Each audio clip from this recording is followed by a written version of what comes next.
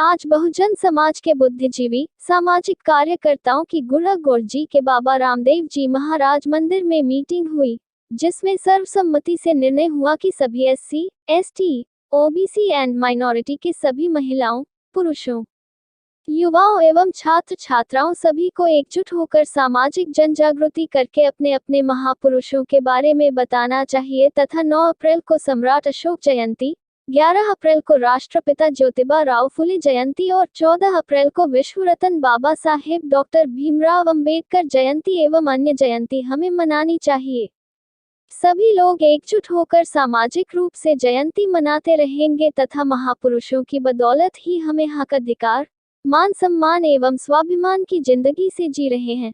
बाबा साहब ने हमारे लिए संविधान का निर्माण इसलिए तैयार किया था कि सभी को समता, स्वतंत्रता, बंधुता, न्याय पर आधारित समाज में राष्ट्र का निर्माण होना चाहिए, लेकिन आज की व्यवस्था अन्याय, अत्याचार व भ्रष्टाचार पर आधारित हो गई है। इसलिए सबसे पहले हमें संविधान को बचाना है। संविधान बचाओगे तभी मान सम्मान व स्वाभिमान बचेगा एवं हक अधिकार मिलेगा। इसलिए हमें फुले, साहू एवं अंबेडकर की विचारधारा की पूर्ण जानकारी प्राप्त करके एकजुट होकर प्रत्येक जन जन तक अवश्य पहुंचाने होगी।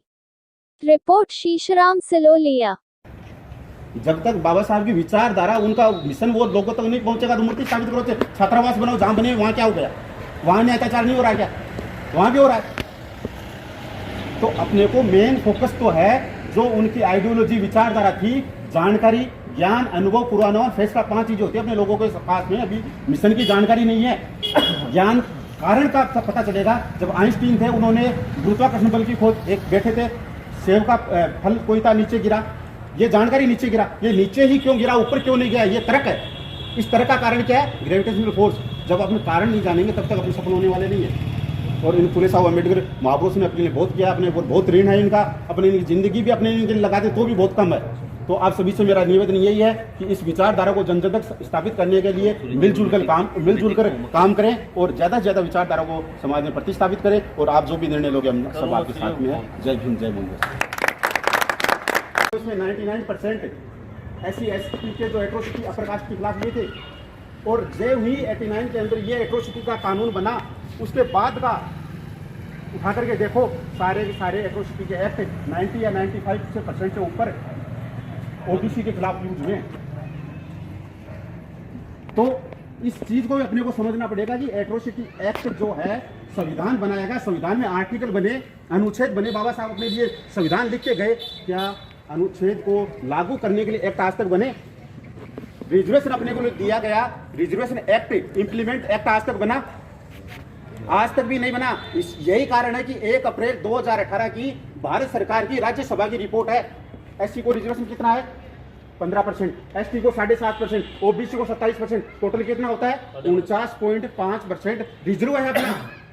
1 अप्रैल 2018 की भारत सरकार की राज्यसभा की रिपोर्ट क्या कर रही है कि फर्स्ट ग्रेड की नौकरियां जो भारत के अंदर हैं उसके अंदर 79.2% और सेकंड क्लास की नौकरियों में 79.5% नौकरियों पर काबिज अपर कास्ट है, जो संख्या में 15% है। वो कैसे हुआ? अपना 49.5 रिजर्व था, अपन उसमें जा सकते थे रोस्टर के तहत, टैलेंट के तहत, लेकिन ये उल्टा कैसे हो गया? 80% उनका कब्जा कैसे होगा? अपना कहाँ पूरा हुआ है? मतलब जिन महापुरुषों ने अपने लिए सब कुछ बलिदान कर दिया, सब कुछ त्याग दिया, आज हम कहाँ उनके मिशन को पूरा कर रहे हैं? जब तक उनके मिशन की जानकारी अपने लोगों को आज तक ये नहीं पता कि बाबा साहब फुले साहब अम्बेडकर का आंदोलन क्या था, जब तक उन्होंने अपने को जितने महापुरुष हुए, अपने जितने जाति के हुए, ये आपका है, ये आपका, ये आपका, हमने स्वीकार कर लिया, बाबा साहब अपने ही थे। बाबा साहब ने पूरे देश के लिए, पूरे लोगों के लिए काम किया। एससी वाले ज़्यादातर प्रचार ये कह जाता है ये तो एससी के हैं, ज्योतिबा फुले को ये कह जाता है ये तो सैनिक के हैं, चौधरी छोटू राम है वो जाटों के हैं।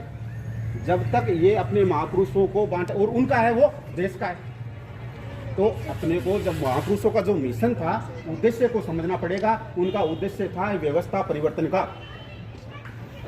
अब अपने लोग कभी कहते हैं कि स्कूल खोलने से, कॉलेज खोलने से मिशन पूरा हो जाएगा। मैं नहीं मानता हूँ इस बात को, मिशन पूरा हो जाएगा। क्यों? अगर उस स्कूल कॉलेज खोलने से मिशन पूरा हो जाता तो आज तक तो अपने लोग अधिकारी बन गए लाखों। क्यों नहीं हुआ पूरा? क्योंकि भारत के अंदर सबसे बड़ा कोई घोटाला हुआ है तो इतिहास तो घोटाला हुआ है। आज मैं मेरी मेडिकल फील्ड के अंदर लेता हूँ, बड़े से बड़ा डॉक्टर बनता है, पीजी करता है, 10 साल पैसे कमाता है, फिर हॉस्पिटल खोलता है, हॉस्पिटल खोलने के बाद में उसका इनोग्रेशन करता है, तो इनोग्रेशन करता है तो पहली पास ब्राह्मण या नेता को बुलाता है 5 बार और उसके आगे धो खाता है, गर्व महसूस करता है। ये मानसिक गुलामी है, वो इस एकेडमिक सिलेबस के कारण से है, क्योंकि आपने को सामाजिक मोहब्बत आज तक नहीं दिया गया, अपने मिशन की जानकारी आज तक नहीं दी गई। इतना पढ़ा लिखा आदमी PhD होल्डर है, वो पहली पास और 5वीं पास के आगे धो खा रहा है, वो